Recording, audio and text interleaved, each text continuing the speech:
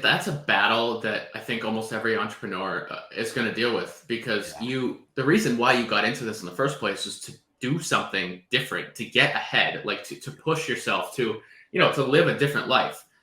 And that doesn't go away. Or I don't know a single person that has become successful or wealthy that was just like, oh, I'm good, I'm done. I'm just going to go chill now. Like, that doesn't happen.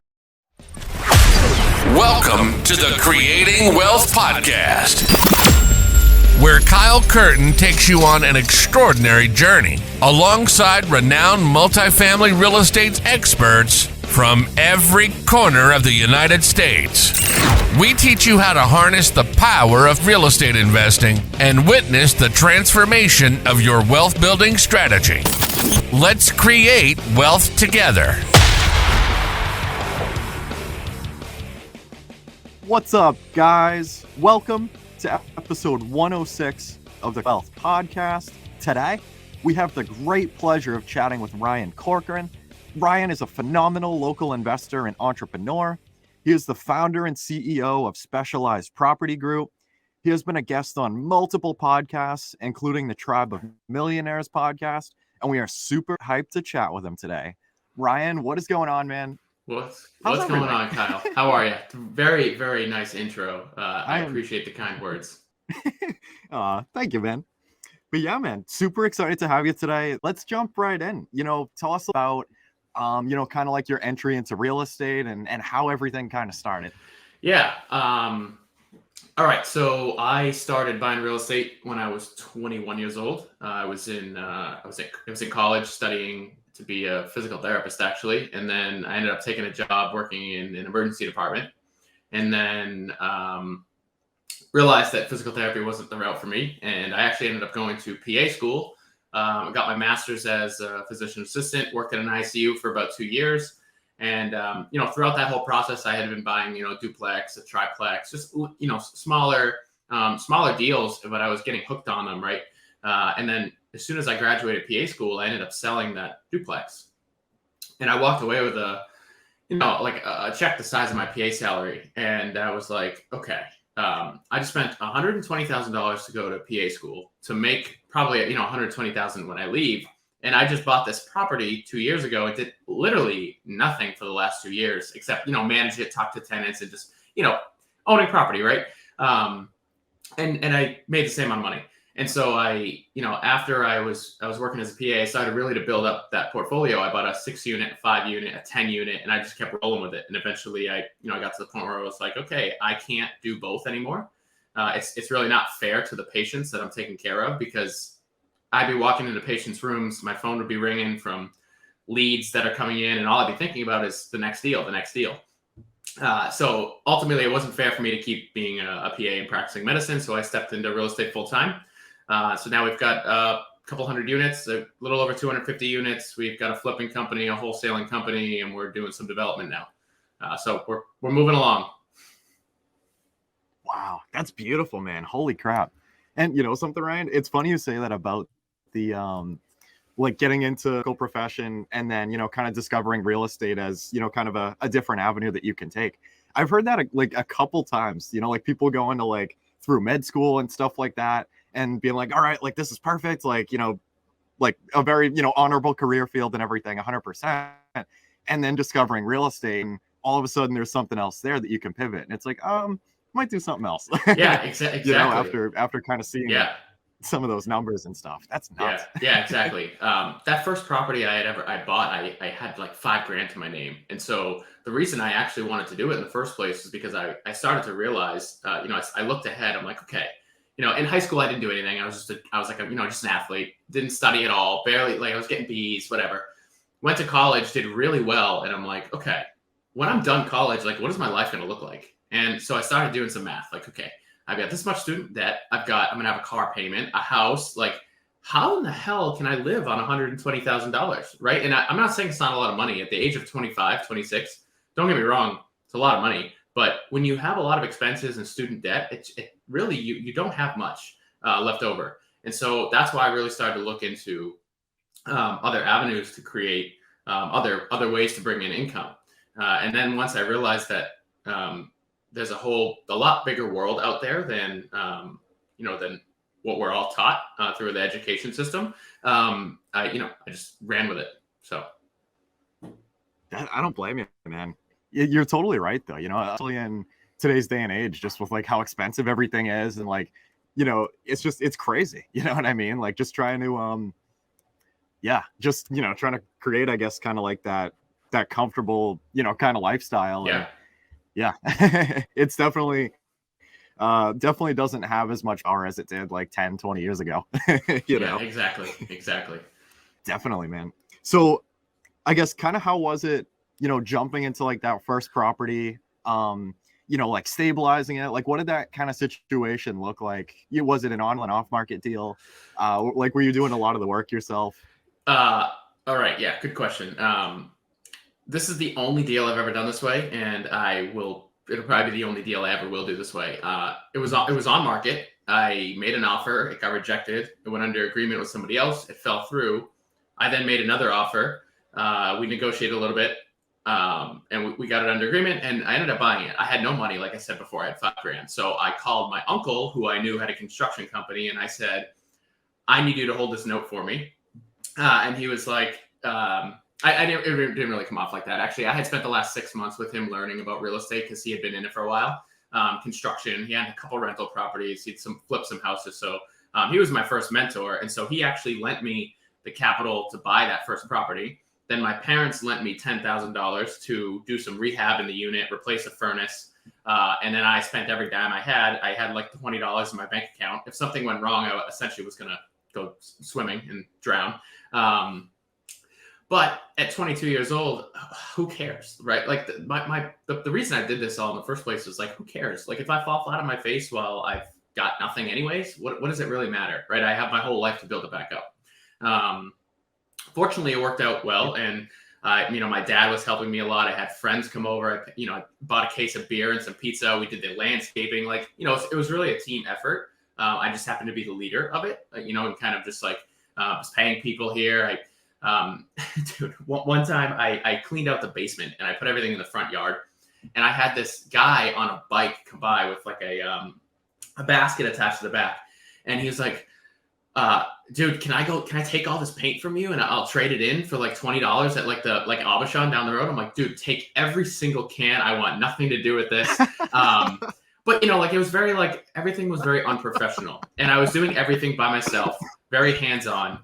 But I learned a lot, right? And I learned that I'll never do that again. But I also learned how to do everything. So then the next property, I could take that and teach people and sort of guide, property managers, contractors, how to be creative with financing, how to structure a deal together when you don't have money. And so that's really how the first one went. And then I was able to stabilize it, get some renters in there. The rental income actually paid me to eat some food, go out and get some beers while I was in college, like just little things like that I was like, okay, like this can actually can actually generate some income here and there. And then I ended up selling it, and I watched it appreciate by $120,000, and I was like, oh my god, like this is amazing, like this is fantastic. Why can't I do 100 of these a year? So yeah, that was the first one. Mm-hmm. That's beautiful, man. The education, you know what I mean? I definitely feel you on the, kind of like as soon as you're like getting started and everything, like doing a lot of the work yourself, like, asking your buddies to come over and, like help you paint or, do the landscaping or what have you. That was definitely kind of what my last year looked like, and kind of understood value of time, while still juggling like a full-time job and stuff like that.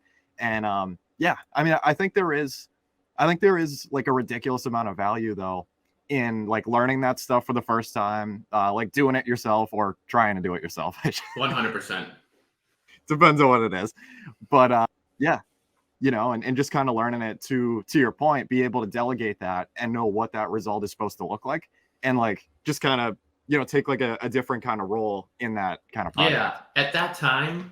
So I'm really big on, what is the best use of your time?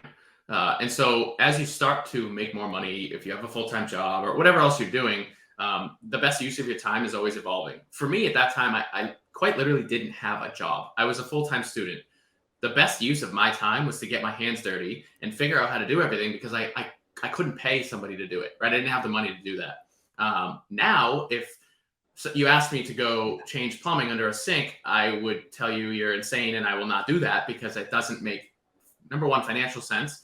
Number two, I drive for the thing, I have property, I drive to Home Depot, I drive back. Like by the time I'm done, it's 3-4 hours. I'm pissed off. I want nothing to do with this anymore. Well, I could have just, paid somebody $150 an hour to do that, right? But it's a different time. And so I think, a lot of people who are starting off in real estate, they do one of two things. Number one, they say, I don't want to do anything. I want to hire everything. Well, I don't necessarily know that's the way to go because if you don't have the capital to do that, you're going to drown pretty quickly. Number two, you need to learn how to do things in order to grow a business. And if you can at least get the baseline knowledge of how to run a rental property and how to be a landlord and just basic common sense stuff, it goes a long way. 100%, man. Definitely. It's funny. I really relate to you on the replacing the plumbing under a sink because that was definitely something that I struggled with personally a little bit in one of my units. And I was like, this literally doesn't make sense. I'm like, I have half inch. I'm like, but half inch is this, but a half inch drain is a different kind of size, like tubular. I'm like, what the hell does tubular mean?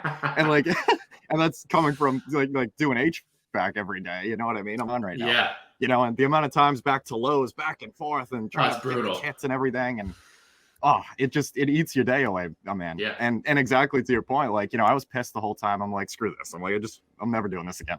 Yeah. I relate it to, it's like, okay, you ever change your own oil in your car? Like, okay, you jack the car up, you get underneath there, you're dirty, you've got a wrench in your hand, you're trying to undo the bolt, and then all of a sudden the wrench slips off the bolt, your hand hits the friggin' exhaust pipe, you got a bruise on your friggin' hand, the oil's spilling all over the place, you got a friggin' mess. And then you realize, like, oh my God, I forgot to put the little gasket thing on before, and then you got to take the whole thing off again. It's just like, it's the same concept, right? Like when you have no money, sure, you got to do that. You got to learn it. But eventually, as you start to grow, learning how to offset and delegate that is huge because you cannot be bogged down doing things like that if you're trying to grow a business. So fun stories, though. 100%, man. Oh, of course, right?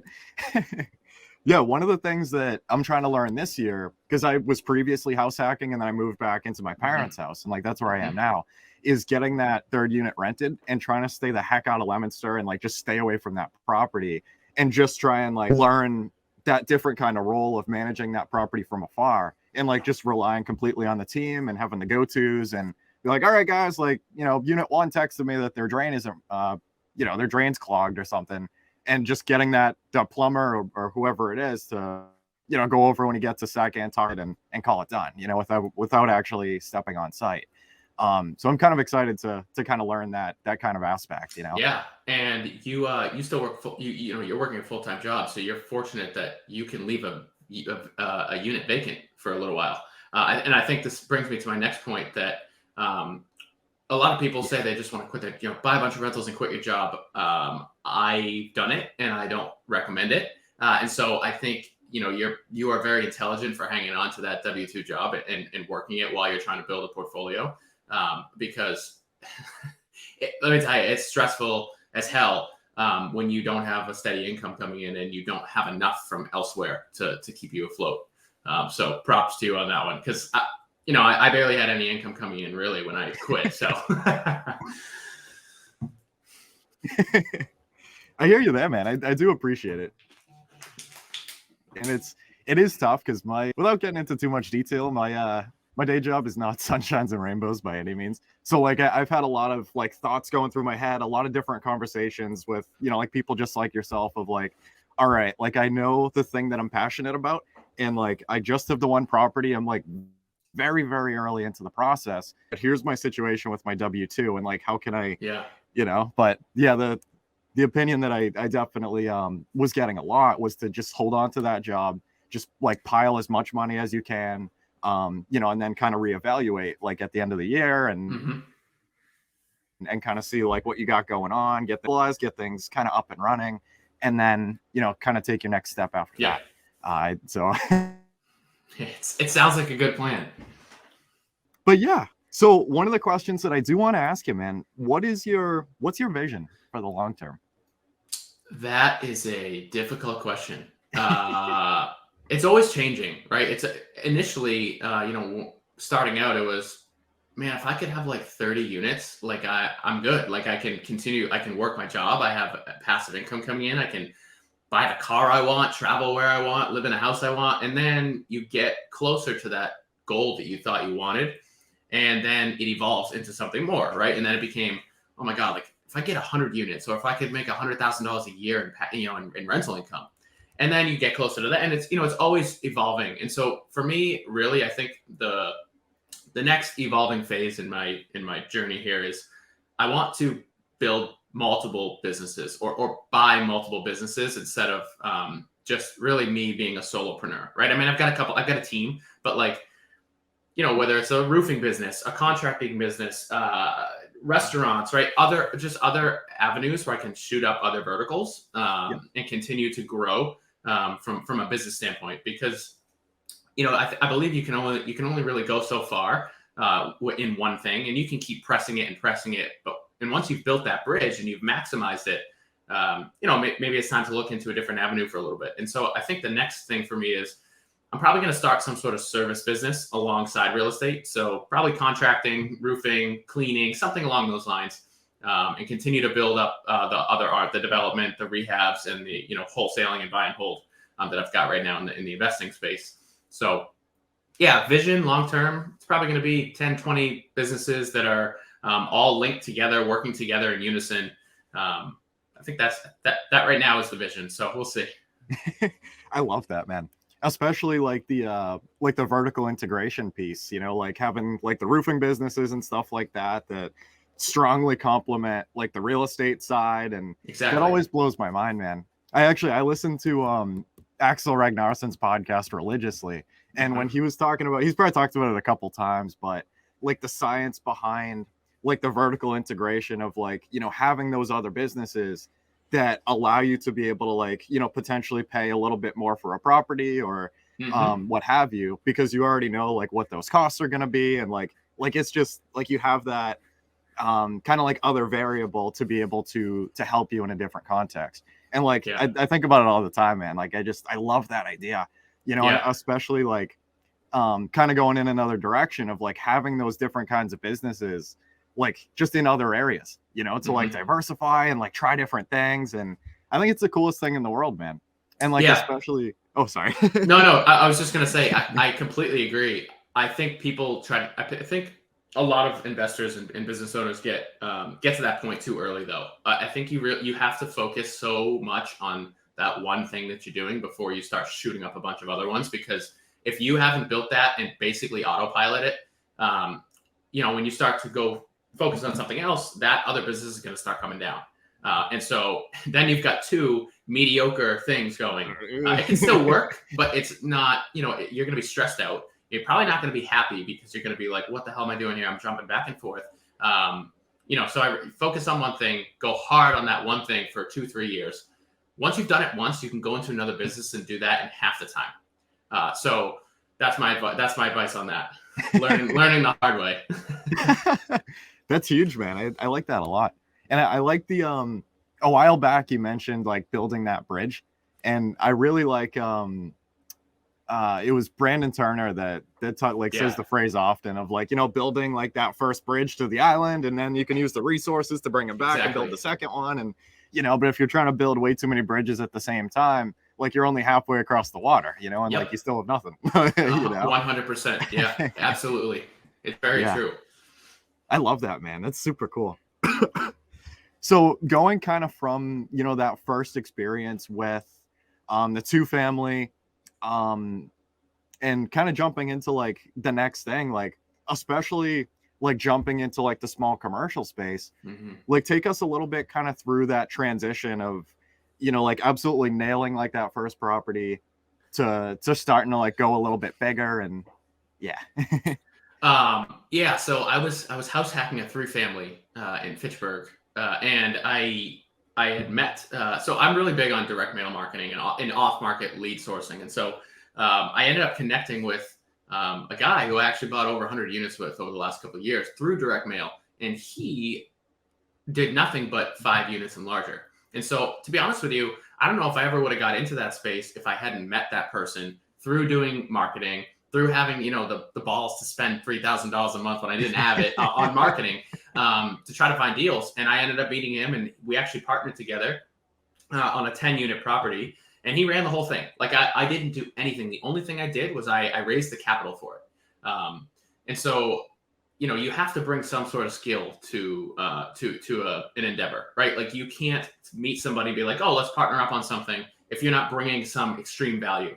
For him at that time, he was trying to grow his portfolio, didn't have the capital in the bank to continue to purchase this property, but he had a property management company. He had the ability to take the deal down. He knew exactly what he was doing.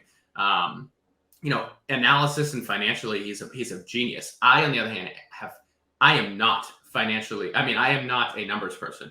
And so we molded really well together on that first deal. And then from there, it was like, okay, there's going to be nothing but 6-unit buildings or larger, like absolutely nothing. Like I'm not doing any of this other, but I'm not buying and holding a 3-unit ever again, or 4-unit, a 5-unit. And so we just kept getting bigger and bigger.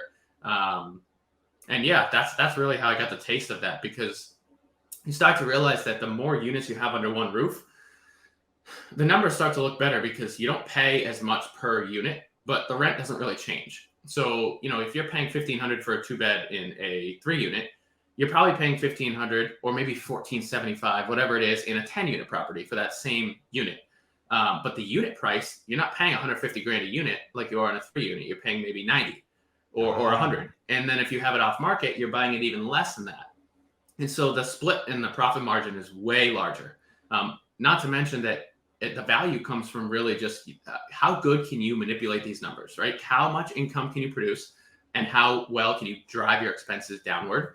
And then it's just an equation from there. You have a cap rate for the town that you're buying it in, and then you just you take the NOI, figure out the value from there, and you can it's like rocket fuel. So I love that, man. No, I totally understand where you're coming from. You know what I mean? And like, I think that space is like ridiculously cool. Especially also, sorry, I mean, that's okay. That's okay. Financing in commercial space, people think it's so complex. Like, dude, getting a loan for a 2-family or a 3-family is so much more difficult than getting a loan for a 6-unit property. Like, so much more difficult. They don't even, like, commercial lenders, it's like, all right, is the deal going to make money? And are you financially able, or is your partner, or can you bring money from somewhere just to show that you can, like, if something goes wrong, you can maintain it? Like, that's it. In residential, it's like, okay, how much money do you make? Let me see your tax returns for the last 3 freaking years. We need I need an inspection, appraisal. The 20% down here, maybe 25% down. Are you going to live in the property? It's your firstborn child. Yeah. Exactly. It's a whole mess. So it's just not built for the investor, right? The 2s and 3s, they're actually meant for you to live in. 6, 7, 8, 10, 20, those are actually meant to make money.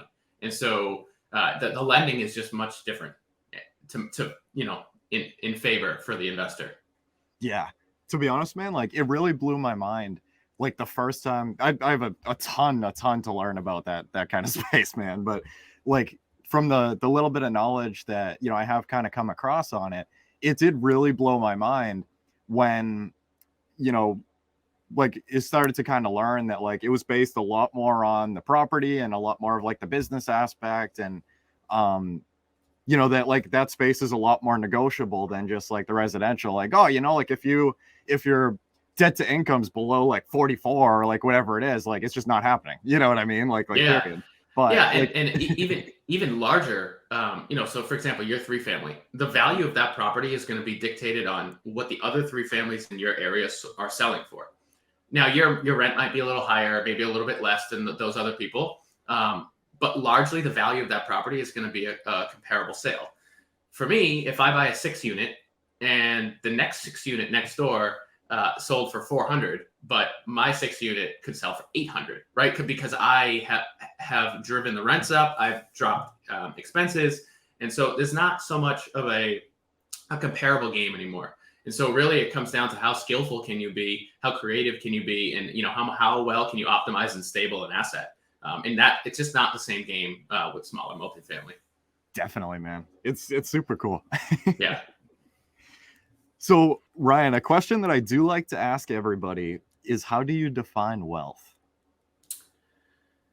All right. Again, I think this is also an evolving question if you're not catching on here. Because, initially for me, I'll just take you through my phases, right? Initially, it was, I have no money. How the hell am I going to, oh my God, like, what am I going to do? Right. And then all of a sudden, you sell a property, you've got money in the bank that you've never seen before. You've got a job that you're making 6 figures in a job. And I'm like, all right, I'm doing well. Like at that point, I felt well, right? But then you get in the room with people who are making what you make in a year and a month. And then it's like, okay, am I really wealthy from a money standpoint? No, probably no, not at all, right? But am I wealthy in my life in other areas? 100%. And so I think you really have to, for me, it was evaluating life happiness and then money and trying to merge the two together to figure out what wealth is to me. I'm a very competitive human being, and I'm hardly ever satisfied. Like, I don't want to say I'm not like happy. I'm very happy, but I'm never satisfied with where I'm at. So I'm always trying to push the limits. I'm always trying to get that next deal larger, whether it's money or size or even freedom, right? This year, I think my wife and I are traveling almost every single month somewhere. I've never done that before, like every single month. And so to me, like, I feel wealthy that I'm able to do that now. Will that change in a year? Yeah, who knows, right? So it's a tough question. It's a good question though. It makes you think, because there's no number that you can pin on it that says, this is what makes you wealthy. So yeah, definitely, man. And that's one of the reasons that I do really enjoy asking that question. Is it like, it almost like knocks you back, because like it's just one of those, like, you're right, like it's not what a lot of people like outside of like the entrepreneurship type of sphere expect. Yeah. You know what I mean? Like it's like there's so many different ways to go, and like all different areas of your life and everything. And like I really enjoy it. And like I don't know, it I almost like chuckle a little bit like when I ask, and people are like, oh crap, like you know what I mean? Yeah. Yeah. But no, I'm totally with you, man. And I think that's the coolest thing in the world. And that's I definitely feel you when it comes to like I know what you're talking about with like the satisfaction. You know what I mean? And like, I think it's a really interesting balance between like, like making progression and stuff like that, and like being happy with where you are, but also like just wanting like the next thing too. You know what I mean? And like, I'm still trying to figure that out for myself, because it's kind of difficult, I think that's a battle that I think almost every entrepreneur is going to deal with, because the reason why you got into this in the first place is to do something different, to get ahead, like to push yourself to, to live a different life. And that doesn't go away. Or I don't know a single person that has become successful or wealthy that was just like, oh, I'm good, I'm done, like I'm just going to go chill now. Like that doesn't happen, right? And like there isn't an enough standpoint. It's always, what can I do next? What can I do next? What can I do next? So yeah, it's always, and I think it should be that way, right? That's how you that's how you become better at what you're doing. So it should be evolving at all times, in my opinion. Yeah, I definitely agree, man. Always, kind of pushing the envelope and getting to the next thing and the next thing. And yeah, I love it. Yeah. That's awesome. Yeah, no, I think that's extremely cool, man. You know what I mean? And like, I know we were talking a little bit before the show, about like social media and stuff like that. It's really cool seeing like, a lot of the different like projects and stuff like that you guys are working on. And like I was watching like a couple of your stories yesterday of like, the bathroom and like some of the projects and like everything, like getting like ripped apart and stuff like that. Really cool stuff, man. Absolutely awesome. It's a lot of fun. It's I feel like I'm ripping my hair out of my head a lot of times, but that's why probably I don't have much on here. But no, it's a lot of fun. I wouldn't want to be doing anything else. So let's put it that way. As you can tell, I have a lot of energy towards this because I really enjoy it. So, I mean, I talk about this for hours. So, yeah, no, I totally agree with you, man. And yeah. So one question that I do have for you too, man, is do you read, and what is your favorite business, investing, or real estate book that you would recommend to anyone? It could be like a podcast or like anything you consume, like at all. You know what I mean? Sure. Okay. I read, before I bought any property, I read 25 books in a 6-month period. Like I would just cranked through books because I didn't know anything. And I used to be a huge reader. Not so much anymore, because when I read for a purpose. Like I read because I'm trying to learn something. I typically don't just read just to read. I'd rather consume content other ways. And so, I'm up at 4 o'clock in the morning every day. And so part of that is I try, whether it's reading 20 minutes, or recently it's been hop on YouTube and learn something about what I have coming up today. So for example, if I've got somebody who, I've got a roofing job going on or something, I'm going to spend a half an hour that morning, like watching YouTube videos on like roofing and how to grow a roofing business, like just stuff like that. Just like learning things through content, and whether that's a book or video or podcast or whatever it may be. I don't necessarily think you have to be a reader. I think if you're training your brain and you're learning more information, whatever way that is easiest for you, then by all means go for it. But yeah, my favorite, my favorite book, I think comes from before I even bought something. It was Brandon Turner's book. I'm sure people have mentioned it before, the rental book, because he really talks about all the different ways you can do things that, there's a saying like, you don't know what you know until you actually know it. And that book for me was like, what in the world? Like, how can you do this? Like, how is this possible? Right. And he starts talking about it. I'm like, this is amazing. Like, I didn't even know this existed. I've read a ton of books since then, and a lot of them have been really helpful, but that one really has it was one of the first ones I read. So it stuck with me. Definitely, man. I really feel you there. And I really like that tip, man, of like, if you have like a situation that, you have going on maybe for the first time or like the first couple times, doing a little bit of studying on that, like before you go into that situation, to at least have like, somewhat of a baseline, kind of understanding and a little bit more, and, kind of a short amount of time to be able to go into that situation and kind of, have a little bit of a bigger idea of what's going on. That's awesome, man. That's cool. Yeah, absolutely. Damn.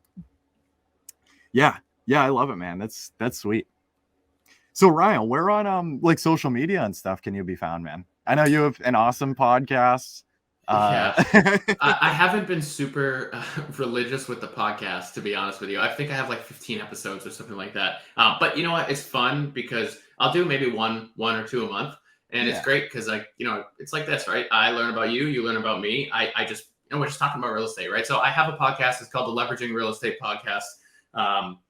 It will improve over time, but I'm on Instagram. I've got a YouTube channel, just my name, and then TikTok at RJ Corcoran 08. Same with Instagram, RJ Corcoran 08. Like I told you before, and I've told other people, I have a terrible relationship with social media. I'm not good at creating videos or content, and so I try my best. But I think it's improving slowly. I've been getting some tips from people. And advice and some comments that it's been getting better over the last year. So that's a positive for me. That's a win on my book.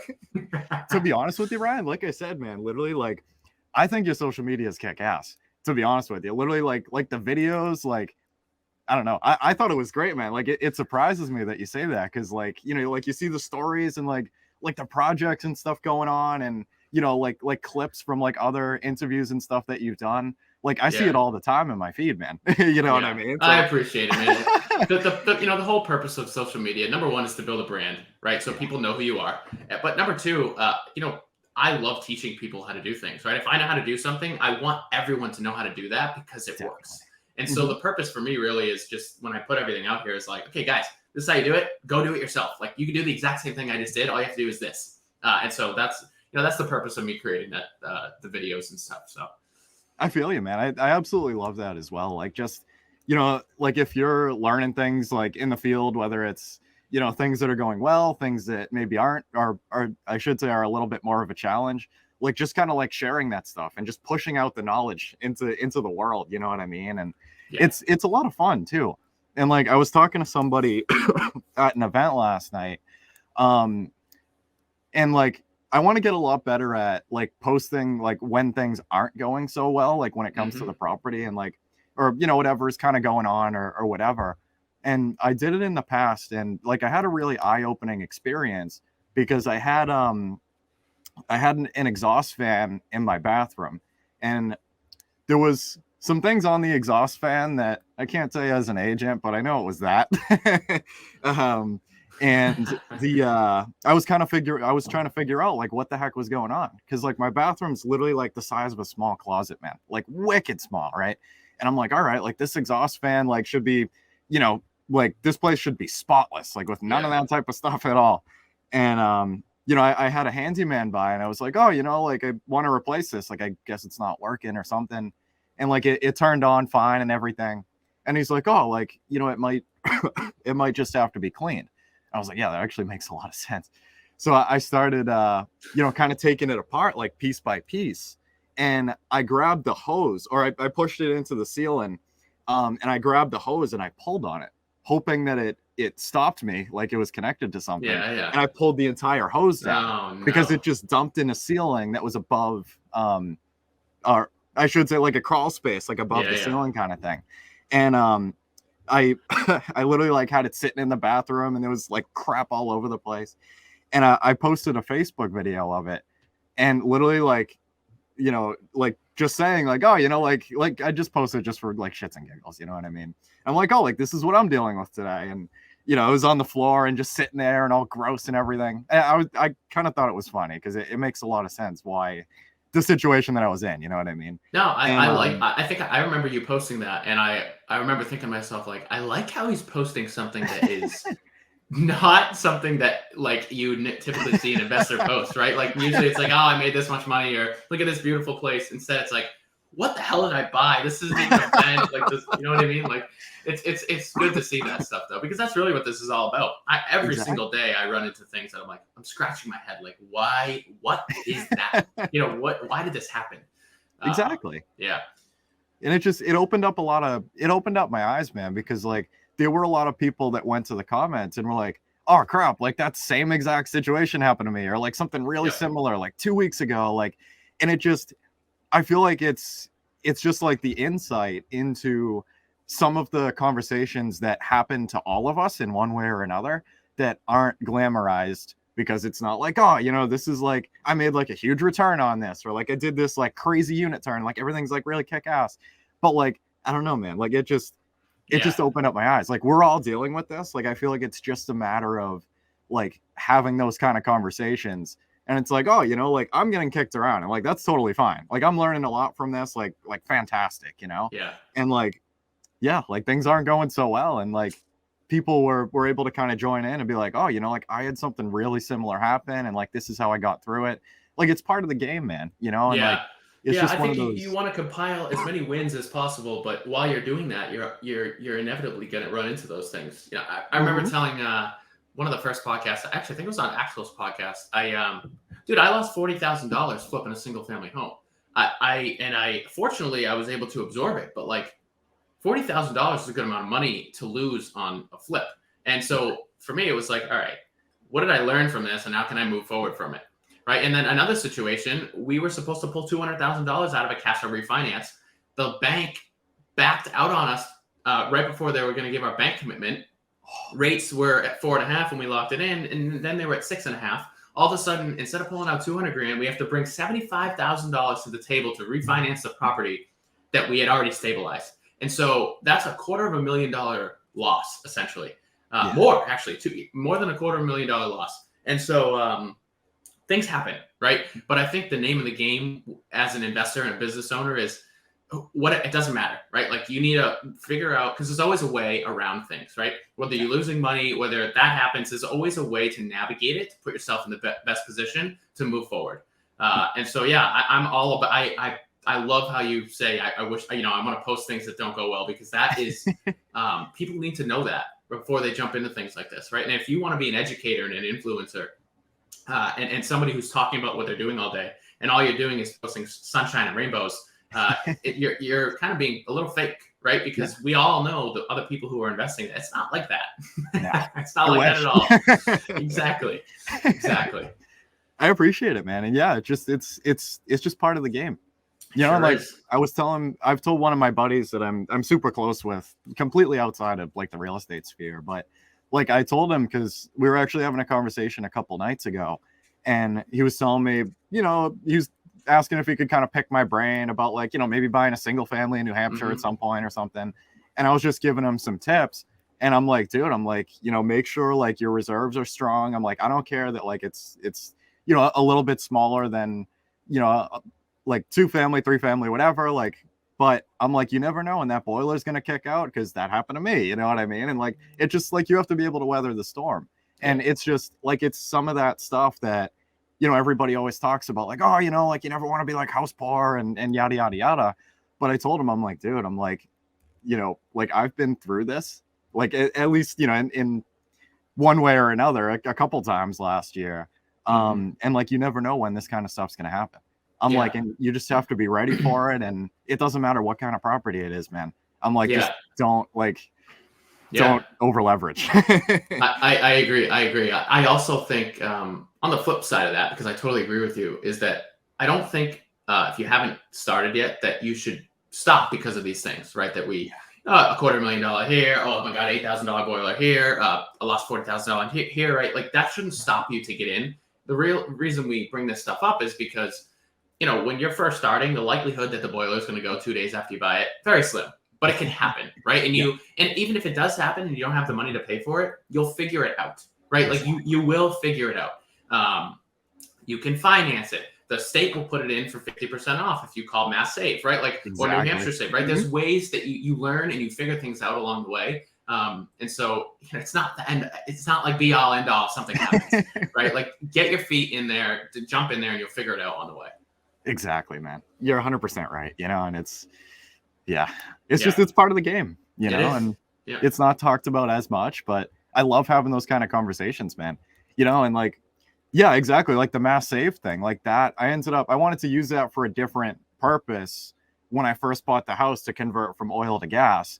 And like, everything was going well. And I had kind of a couple challenges like right after purchase. And I ended up using the Mass Save loan to do that boiler right off the bat. And like, I tell people all about it. I'm like, that kind of sucked in the moment. But to know that you have essentially almost like a get out of jail free card to space that thing the heck out. And like now it's like, $47 a week, and I get to maintain the liquidity to use in a different place. And not only that, dude, but like that furnace alone probably increased the value of that property by 4x what the price of it was, right? And so like people don't think about that, but that really is why real estate is awesome, because things can get thrown at you. You figure out how to fix it. And 9 times out of 10, if you're improving the property, you're improving the value of it over the long term. And so, it's a no-brainer. $47 a month for $8,000 furnace that probably increased the property value by $30,000. Like who would do that, right? It's nuts. Exactly. Yeah. And it's a completely different frame of mind. You know what I mean? And just like thinking bigger picture. And I love real estate, man. This stuff's cool. Yeah.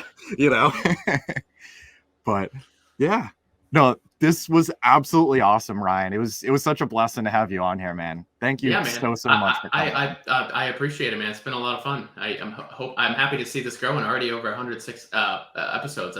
It seems like when you first started posting these on social media, it was like yesterday, but you've been flying on here. It's good stuff. I like it. Thank you so much, man. It definitely has just kind of flown. You know what I mean? Like it's been a couple of years already, and like literally, like I don't know. You just kind of. I feel like one thing that's really interesting. I forget what book it was in specifically, man, but there was a graph.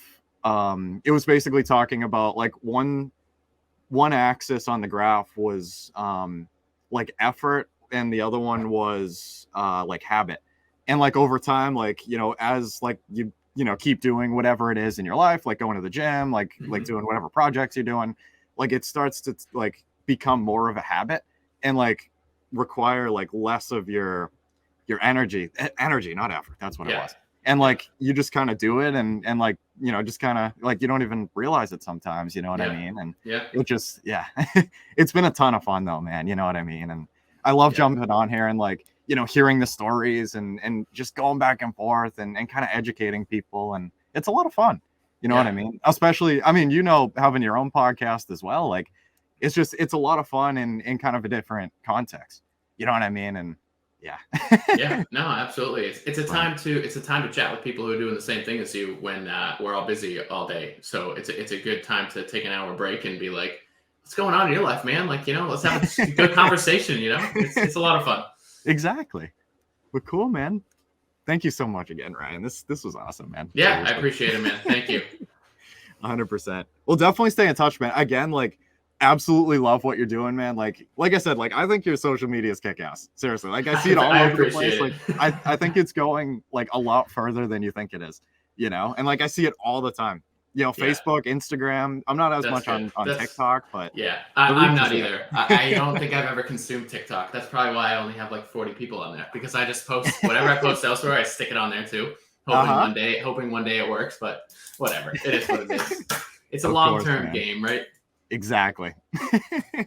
All righty, my man. All right, man. I will talk to you later, Ryan. Thank you so much. All right, see ya. See you later. That's a wrap for today's episode. We want to thank you for being a valued listener of the Creating Wealth Podcast. Make sure to visit www.creatingwealth.com to connect with us. Dive into our ever-expanding library of informative blogs and explore a wide range of additional valuable resources. Stay tuned for our next episode as we continue to create wealth together.